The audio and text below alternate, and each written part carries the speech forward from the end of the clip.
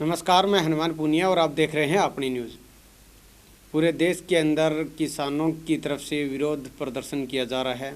लगातार ये विरोध प्रदर्शन बढ़ता हुआ जा रहा है और कल इसको लेकर हरियाणा के सिरसा जिला के अंदर एक बड़ा आंदोलन किया जाएगा।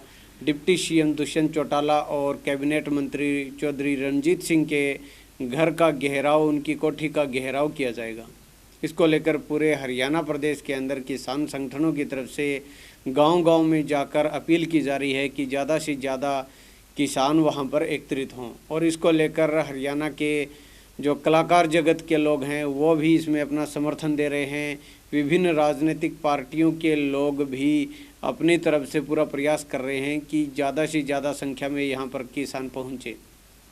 ऐसे में दूसरी तरफ अगर बात की जाए तो प्रदेश की सरकार इस जो तीनों अध्यादेश हैं इनको सही साबित करने के लिए हर तरह के हथकंडे अपना रही है और इसी तरह का एक हथकंडा कल करनाल के अंदर अपनाया गया और उसके अंदर प्रदेश के प्रगतिशील किसानों को बुलाया गया था और एक विचार संगोष्ठी की गई कि इस अध्यादेश से कितना फ़ायदा है किसानों को, कितना नुकसान है।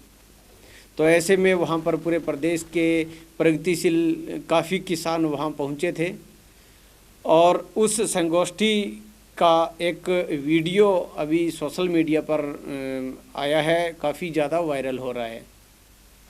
उस वीडियो के अंदर एक प्रगतिशील किसान इन अध्यादेशों के अंदर जो कमियां हैं और इससे जो नुकसान हो सकता है उसके बारे में पूरा विस्तार से बता रहे हैं और वो बता रहे हैं वहाँ पर मौजूद प्रदेश के मुख्यमंत्री मनोहर लाल खट्टर और जो कृषि मंत्री है जेपी दलाल, वो दोनों वहाँ पर मौजूद हैं इस संगोष्ठी के अंदर और उनके सामने वो अपने विचार रख रहे हैं। तो उनका लगभग 5 मिनट का जो विचार है वो हमारे पास पहुँचा है और उस विचार को आप सुनिए। उसके बाद में आप बताइए हमें कि ये जो किसान अब बता रहे हैं इसके संबंध में आपकी क्या राय है, ये कितना सही बता रहे हैं और यदि आपको ये वीडियो हमारा पसंद आ रहा हो और उस किसान के विचार से आप सहमत हैं तो इस वीडियो को शेयर ज़रूर कर दें। मैंने, जैसा कि हमारे साइंटिस्ट कह रहे हैं, मैंने अपनी ज़मीन का सारा पानी निछावर कर दिया देश को आत्मनिर्भर करने में। मैंने अपने देश की अपनी ज़मीन की सारी उत्पादक क्षमता खत्म कर दी देश को आत्मनिर्भर बनाने में। अब सब कुछ अब मुझे जरूरत पड़ी है सरकार की, देश की। जब देश ने और सरकार ने मेरे से जरूरत थी तो मैंने कभी सरकार से नहीं पूछा मुझे क्या भाव मिलेगा। सरकार ने हमेशा मुझे बताया आपको 1800 मिलेंगे, आपको 1200 मिलेंगे, आपको 1400 मिलेंगे। आज देश के पास अन्न की कोई कमी नहीं है। आज किसान सिर्फ आप आपके 3 एक्ट देख लीजिए, जो कि एसेंशियल कमर्शियल जो एक्ट है आपका, उसमें कंज्यूमर के लिए गार्ड है। उसमें गार्ड क्या है कंज्यूमर के लिए?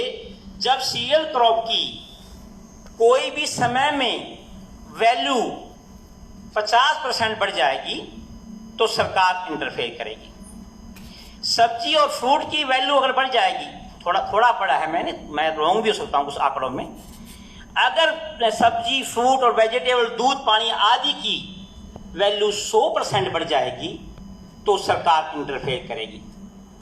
तो मेरा किसान भी, तो ये किसान कभी भी, कोई भी किसान ऑर्गेनाइजेशन तीनों बिलों का विरोध नहीं कर रहा है।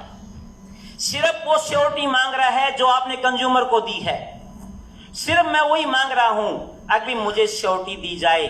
भारत सरकार कह रही है एमएसपी नहीं जाएगा, माननीय प्रधानमंत्री कह रहा है, मुख्यमंत्री कह रहा है, हमें विश्वास करना चाहिए, लेकिन श्योरिटी मांग रहा है किसान। भाई मुझे तो श्योरिटी दे दो। रही बात सरदाना जी की, मैं सरदाना जी से पूछना चाहता हूँ कि वेजिटेबल्स और फ्रूट्स जो हैं, ठीक है उगाओ, हमें क्या पड़ी हम क्यों उगाएं, हमें वो भाव तो, हमें वो आमदनी तो मिले। ये सारी दुनिया पैसे की भाव समझती है। अगर आपकी जेब में सब्जी बेचने से पैसा गेहूं और धान से आओगा तो बोले कुत्ते ने नहीं पाल रखा हूं मैं सब्जी और गेहूं और वो लगाऊंगा। तो इन चीजों पर ये सेफ गार्ड मांग रहे हैं। कोई अगर मान ले क्यों आप किसान को अगर ये मिल गया कि भाई सब्जी लगाने में या दूध बेचने में या मछली पालन में या मुर्गी फार्म में पैसा ज्यादा है तो सरकार की एमएसपी कोई नहीं मांगेगा। क्या जरूरत है मांगने की एमएसपी? तो मैं हाथ जोड़ के निवेदन करता हूं, हम तीनों एक्ट के साथ खड़े हैं, सरकार के साथ काम करने तैयार बैठे हैं। इतना ये जो नदी चल रही है ना, जिस पे हमें चलाया है, जिस रोड पे सरकार ने हमारी 4 पुश्तों को चलाया है, वो हमारे खून में रम चुकी है। उसके पैरेलल नदी बनाओ आप, नदी को मत रोको, उसके पैरेलल नदी बनाओ आप। मुझे भाव दो मेरी सब्जियों को, मुझे मार्केटिंग के गुण सिखाओ, मैं अपने आप छोड़ दूंगा इन चीजों को। प्लीज इस बात पर ध्यान दीजिए, क्योंकि बड़ी अभी मेरे सरदाना जी की बातों से ही 3 बातें विरोधाभासी हो गई, इनकी बातों से, इनके स्पीच के अंदर ही। पहले ये कह रहे हैं अनाज रखने की जगह नहीं है, लास्ट में ये कहते हैं 30 साल के बाद कुछ नहीं रहेगा। मैं ये कहता हूं, इसका मतलब वो कंपनियां सोच रही हैं कि 30 साल के बाद कुछ नहीं रहेगा, इन किसानों ने पहले पटा लो, इनसे जमीन छीन लो। तो मतलब मैं तो वो आपकी बात का जवाब दे रहा हूं सर, जो आप कह रहे हो 30 साल के बाद कुछ नहीं रहेगा और लैंड बढ़ेगी नहीं, लैंड घटने लग रही, ठीक है। तो मेरा रिक्वेस्ट है इस बात की ओर ध्यान दिया जाए, क्यों जीरी से किसान अपने आप निकल जाएगा अगर हमें दूसरी फसलों के अंदर ज्यादा मुनाफा दिखेगा। आज हॉर्टिकल्चर प्रदेश में 7% के आसपास है, 7.5 होगी, मेरा आंकड़ा बढ़ रहा है। आप कह रहे हैं 2023 तक 30% ले जाएंगे, 60% ले जाएंगे। पिछले दिनों माननीय मंत्री जी ने भी देखा है, माननीय मुख्यमंत्री जी ने देखा है, हमारे डीजी हॉर्टिकल्चर साहब जो काफी दिन रात किसानों के साथ काम लगे रहते हैं, इन्होंने भी देखा है टमाटर का क्या हाल हुआ था। अगर हॉर्टिकल्चर क्रॉप इस तरह से बढ़ेगी तो उसको खपाने के लिए भी जगह चाहिए, उसकी कंजप्शन भी चाहिए। और पुनीत जी से मैं सहमत हूं, कोई भी व्यापारी मुनाफे के लिए काम करता है, किसान की तरह चैरिटी के लिए काम नहीं करता, देश के लिए काम नहीं करता। पहले कंपनी के लिए काम करेगा, वो उसका मैनेजर कंपनी के लिए काम करेगा, देश के लिए काम करेगा। किसान देश के लिए काम कर रहा है, मैंने सरप्लस कर दिया देश। तो मैं आपसे हाथ जोड़े कहता हूं, कोई विरोध नहीं कर रहा, कोई विरोध नहीं कर रहा। जब माननीय मंत्री जी, मुख्यमंत्री जी, प्रधानमंत्री जी कह रहे हैं एमएसपी खत्म नहीं होगी, जब लाला खूबी नू कह रहा है अगर मंगू ने 500 देने, मेरे मंगू भी कह रहा 500 देने मना है, फिर खत्म में की जवाब वही बसाइन करने में क्या दिक्कत है। जब दोनों पार्टी मान रही है कि हमने 500 देने, किसान भी कह रहा 500 देने मना है, लाला भी कह रहा 500 लेने, फिर जब लेन देन पर दोनों सहमत हैं, इसको मूछ की लड़ाई न बना जाए। माननीय प्रधानमंत्री के सामने भी निवेदन किया जाए, हाथ जोड़ के प्रार्थना आपसे, आप हमारे प्रदेश के नुमाइंदे हो, हमारे देवता समान हो हमारे लिए, और आपकी ईमानदारी पर और मंत्री जी की निष्ठा पर किसी को कोई संदेह भी नहीं होना चाहिए।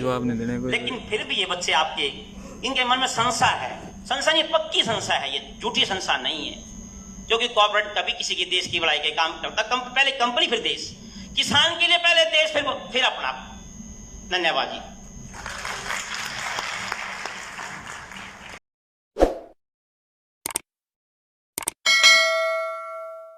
अगर आप परेशान हैं अपने घर और ऑफिस में आई सीलन से और चाहते हैं अपने ऑफिस को अच्छे से सजाना, तो हमसे कांटेक्ट कीजिए, हम सजाएंगे आपके घर को 3D वॉलपेपर से।